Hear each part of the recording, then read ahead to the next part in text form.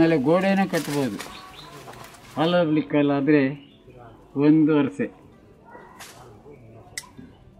ಇಟ್ಟಿಗೆ ಆದರೆ 2 ವರ್ಷ ಪೂರ್ತಿ ಕಟ್ಟಿಬಿಡ್ತೀವಿ.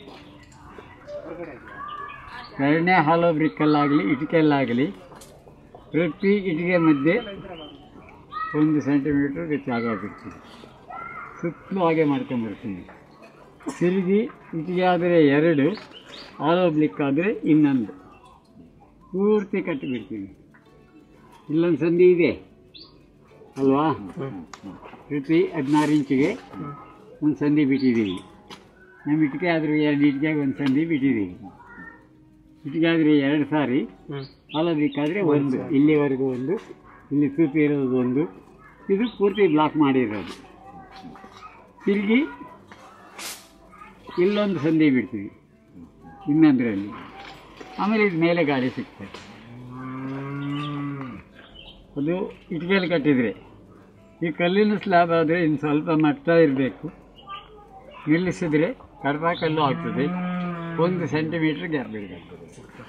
4 ಅಡಿ ಸ್ಲ್ಯಾಬ್ ತಗೊಂಡು ಉದ್ದ, 2 ಅಡಿದ 3 ಅಡಿದ ಅಗಲ ತಗೊಂಡು, 2ರಲ್ಲಿ ಯಾವುದಾದ್ರೂ ಪರವಾಗಿಲ್ಲ. 1 ಅಡಿ ಒಳಗಡೆ ಹೋಗ್ತದೆ, 3 ಅಡಿ ಮೇಲೆ ಇರ್ತದೆ. ಕೆಳಗಡೆ ಮಣ್ಣೇ ಇರ್ತದೆ, ಭೂಮಿ ಮಟ್ಟಕ್ಕೆ ಇರ್ತದೆ. ಕಟ್ಟಿ ಆಯಿತು. 6 ಅಡಿ ಅಗಲ ಇರಬೇಕು. ಉದ್ದ ನಮಗೆ ಎಷ್ಟು ಬೇಕಾದರೂ ಹೋಗ್ಬೋದು, 50 ಅಡಿ ಬೇಕಾದರೂ. ಆದರೆ ಸಾಮಾನ್ಯವಾಗಿ 12ರಿಂದ 15 ಅಡಿ ಉದ್ದ, 6 ಅಡಿ ಮಾತ್ರ ಇರಲೇಬೇಕು. ಎತ್ತರ 3 ಅಡಿಗೆ ನಿಲ್ಲಬೇಕು. ಈ ತೊಟ್ಟಿ ಆಯಿತಲ್ವ, ಆವಾಗ ಇನ್ನೂ ದೊಡ್ಡ ಕಡ್ಡಿಗಳು, ಇದಕ್ಕಿಂತ ದೊಡ್ಡ ಕಡ್ಡಿಗಳು ಹಾಕಿದರೆ ಒಳ್ಳೆಯದು. ಇದು ಪರವಾಗಿಲ್ಲ. ಆ ಕಡ್ಡಿಗಳು ಚೆನ್ನಾಗಿ ಬಿಟ್ಟರೆ ಮೇವು 1 ಅಡಿ ಹಾಕಿ ಚೆನ್ನಾಗಿ ತುಳಿದಾಡ್ತೀವಿ. ಆ ತುಳಿಯೋದು ಯಾಕಂದರೆ ಜಾಗ ಉಳಿಲಿ, ನಮಗೆ ದುಡ್ಡು ಕಡಿಮೆ ಆಗ್ತದೆ ತೊಟ್ಟಿಗಳು ಕಟ್ಟೋದು. ಚೆನ್ನಾಗಿ ತುಳಿದ ಮೇಲೆ ಚದುರಿಗೋದಕ್ಕೆ 2 ಬಿಂದಿಗೆ ನೀರು ಚೆಲ್ಲಿದೆ, ಇದೆಲ್ಲ ಆಗ್ತದೆ. ಅದು ನೆನೀತದೆ. ಒಣಕೊಂಡಿದ್ದರೆ ಹುಳುಗಳಿಗೆ ಅದು ಬಿಸಿ ಆಗೋಲ್ಲ, ತಿನ್ನೋಕ್ಕಾಗಲ್ಲ. ಅದು ಹಾಗೇ ಇರ್ತದೆ. ಈ ಕಡ್ಡಿಗಳು ಹೀಗೆ ಇರ್ತದೆ. ಅದರಿಂದ ಚೆನ್ನಾಗಿ ನೆನೆಸಿಬಿಡ್ತೀವಿ. 1 ಚದುರು ಮೀಟ್ರಿಗೆ 2 ಬಿಂದಿಗೆ ನೀರು ಹಾಕ್ತೀವಿ. ಆಮೇಲೆ ಗೋಬರ್ ಗ್ಯಾಸ್ ಅದು ಒಂದಕ್ಕೊಂದು ಹಾಕಿರ್ತೀವಿ. ಅದು ತುಂಬ ದಪ್ಪ. ಅದಕ್ಕೆ 1ಕ್ಕೆ 4 ಲೀಟ್ರ್ ತಿರುಗಿ ನೀರು ಬೆರೆಸೋದು. ಸಗಣಿ ಆದರೆ 1ಕ್ಕೆ 5 ಒಂದೇ ಸಾರಿ. ಗೋಬರ್ ಗ್ಯಾಸ್ ಆದರೆ 1ಕ್ಕೆ 4 ಸಾಕು. ಬೆರೆಸಿ ಇದ್ರ ಮೇಲೆ 1 ಚದುರು ಮೀಟ್ರಿಗೆ ಒಂದು 15 ಲೀಟ್ರ್ ಸುರಿತೀವಿ. ಅದು ನೀರಿರೋದ್ರಿಂದ ಕಡ್ಡಿಗಳ ಮಧ್ಯೆ ಎಲ್ಲ ಎಳಿತೀವಿ. ಅದ್ರ ಮೇಲೆ 2-3 ಇಂಚು ಮಣ್ಣು ಮುಚ್ಚಿತೀವಿ. ಮೊದಲೆಲ್ಲ ಇಲ್ಲೇ ಮಣ್ಣು ಸಿಕ್ತು, ಇನ್ಮೇಲೆ ತರಬೇಕು. ಎಲ್ಲ ಹಾಕ್ಕೊಂಡಿದ್ವಿ, ಸ್ವಲ್ಪ ಎಣ್ಣೆ ಇತ್ತು, ಮಣ್ಣು ಮುಚ್ಚಿದ್ವಿ.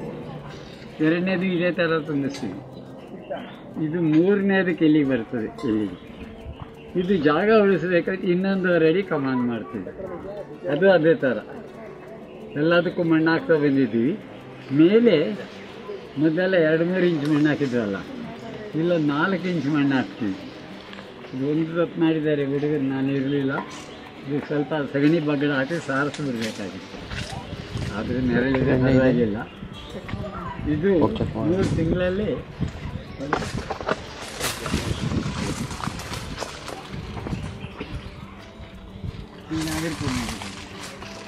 ನಿಮ್ಮ ಕಡ್ಡಿಗಳು ಸಗಣಿ ಯಾವುದೂ ಇಲ್ಲ. ಇದರ ಪರಿಮಳ ನೋಡಿ ಆಗಿದೆ.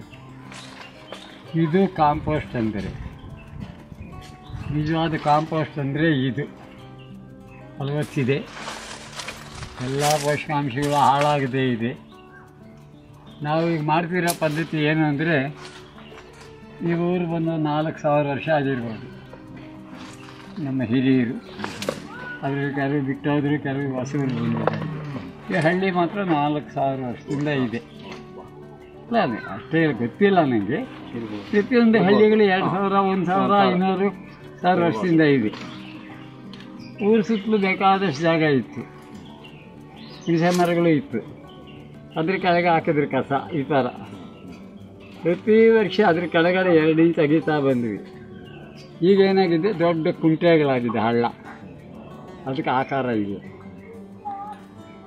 ನಮ್ಮ ಹಿರಿಯರು ಆ ಕುಂಟೆಗಳನ್ನೇ ಸರಿಯಾಗಿ ಉಪಯೋಗಿಸ್ತಿದ್ರು. ಅದ್ರ ಸುತ್ತಲೂ ಒಂದು 50 ಗಾಡಿ ಕೆರೆ ಗೋಡು ಮಣ್ಣು ಬಿಟ್ಕೊಳ್ಳೋರು, ಕಟ್ಟಿಬಿಡೋರು. ಅಲ್ಲಿ ಬಿದ್ದಿದ್ದ ಮಳೆ ಮಾತ್ರ, ಹೊರಗಿನ ನೀರು ಬರ್ತಿರಲಿಲ್ಲ. ಈಗ ಚರಂಡಿ ನೀರು ನಾವೇ ತಗೊಂಡೋಗಿ ಬಿಡ್ತೀವಿ, ಕೊಳೆತು ಬಿಡ್ತದೆ ಚೆನ್ನಾಗಿ ಗೊಬ್ಬರ ಅಂತ. ಅದು ರಾಟಿಂಗು, ಹೊಳೆಯೋದು ಅಂದರೆ rotting. But this should happen with A process of decomposing. Decompose, they are quite opposite words. It is breaking down, whereas that is a rotting process. ನೀರು ತುಂಬಿಕೊಂಡಾಗ ಕೊಳಿತದೆ, ವಾಸನೆ ಬರ್ತದೆ. ಆ ಗೊಬ್ಬರದಲ್ಲಿ ನಾವು ಸಗಣಿ ಅದೆಲ್ಲ ಹಾಕಿದ್ವಲ್ಲ, ಅದರಲ್ಲಿ ಇದ್ದ ಗೊಬ್ಬರ ಎಲ್ಲ ನೀರಲ್ಲಿ ಕರಗಿ ಹಿಂಗೆ ಹೋಗ್ತದೆ.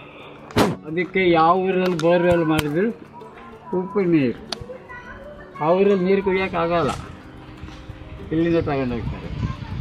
ಕಾರಣ ಏನಂದರೆ 500 ವರ್ಷ 1000 ವರ್ಷ ಎಷ್ಟು ವರ್ಷ ಆಯಿತಾ ಗೊತ್ತಿಲ್ಲ ಊರಿಗೆ ಬಂದು, ಆವಾಗಿಂದ ನೈಟ್ರೇಟ್ ಎಲ್ಲ ಇಳಿದಿದೆ ಗೊಬ್ಬರಕ್ಕೆ.